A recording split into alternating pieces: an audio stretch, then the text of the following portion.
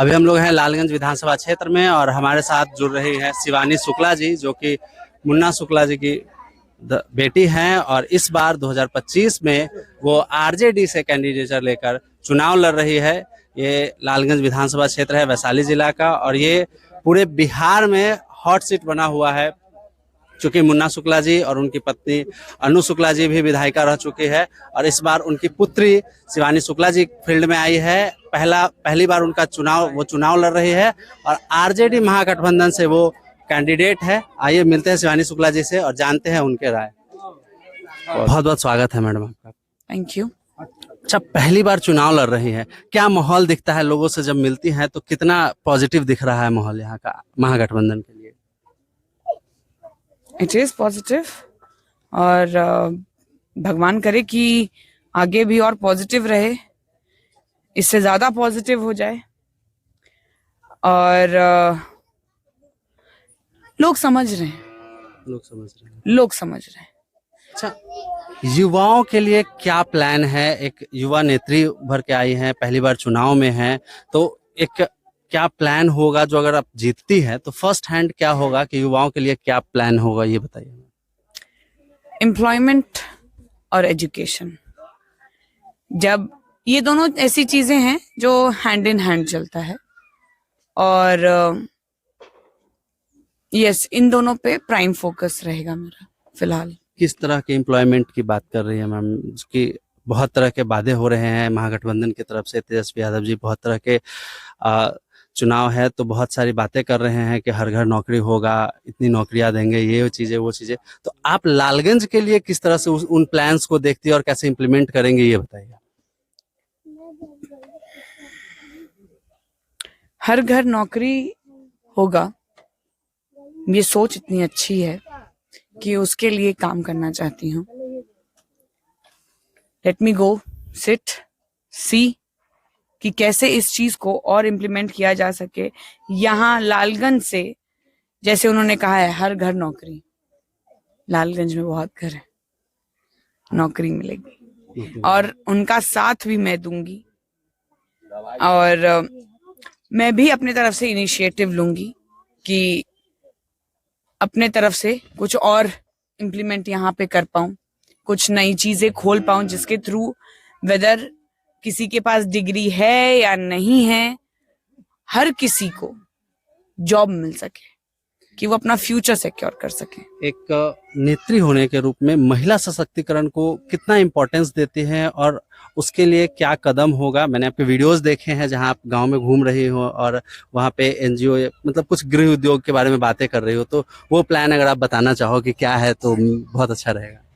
So I am planning कि एक NGO खोलूं because I myself am a woman and here I have seen, मैं ये नहीं बोलती हूँ कि किसी को बाहर नहीं जाना चाहिए, मैं ये कभी नहीं बोलती हूँ, मैं खुद बाहर जाती हूँ। डेफिनेटली मैं बाहर जाकर मतलब नौकरी करना ये मतलब कोई गलत नहीं है मेरे हिसाब से। मैं भी कुछ दिन बाहर रहा हूँ, बहुत सारी चीजें हैं।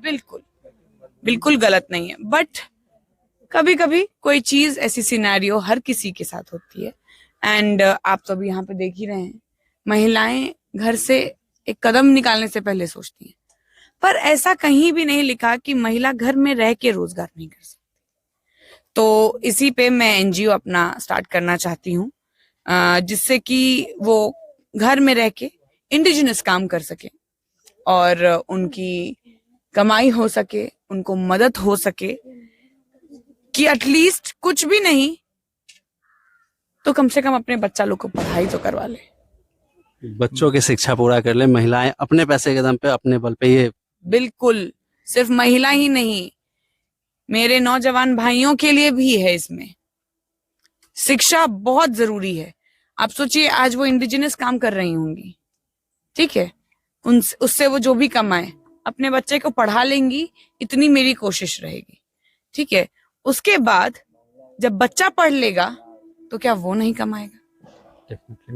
अच्छा, एक चीज बताइए, जैसे सबसे ज्यादा अभी ग्राउंड में घूम रही हो आप एज ए कैंडिडेट, तो सबसे ज्यादा शिकायतें जो आती है वो क्या शिकायतें होती है? लोग से मिलती हैं तो कैमरा नीचे करिए, साइड होइए तो सब लोग। ये गली है और ये रोड है एक तरह का, जिसपे रोड का र नहीं है, गिट्टी का ग नहीं है।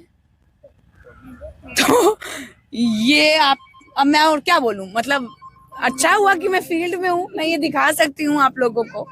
नीतीश सरकार हमेशा से सड़क की बातें करती है कि हर गली सड़क पहुंच गया, और ये मैं फेल्योर repeat दिखता है। करूंगी। नहीं, मैं रिपीट करूंगी कि नीतीश जी ने काम किया है, ऐसा नहीं कि उन्होंने काम नहीं किया।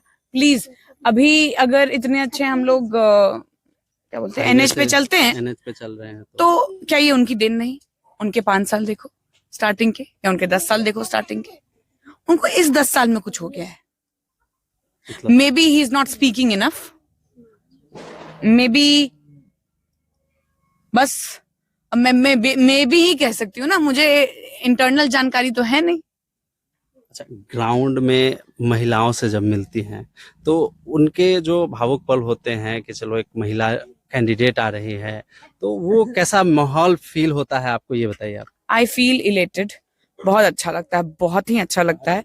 अभी मैं रिसेंटली एक घर में थी, तो वहां पे एक लेडी ने कहा कि आप वुमेन को रिप्रेजेंट कर रही हैं, वुमेन की शक्ति, एंड बेसिकली नारी शक्ति को रिप्रेजेंट कर रही हैं।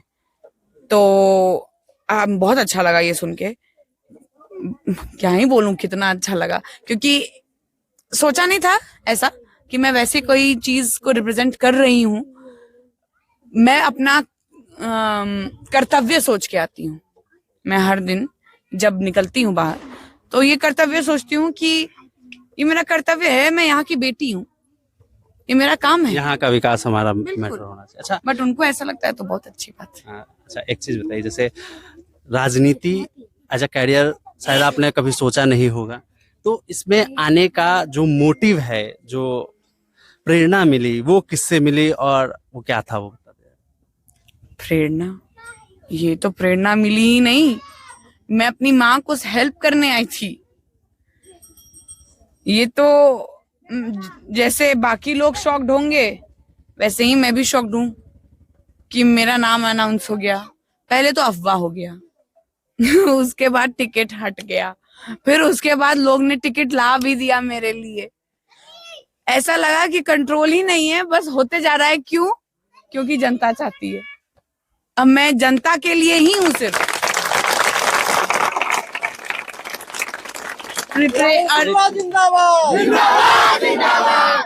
मुझे नहीं लगता कि प्रिपरेशन नाम का कोई ऐसा चीज है इस चीज के लिए। Once you are in, you are in, और यू आर टोटली आउट। बहुत बहुत धन्यवाद। अभी आप देख रहे थे हमारे साथ शिवानी शुक्ला जी को, और ऐसी वीडियो में बने रहिए हमारे साथ। जनसुनवाई पे आपको मिलवाते रहेंगे अलग अलग कैंडिडेट।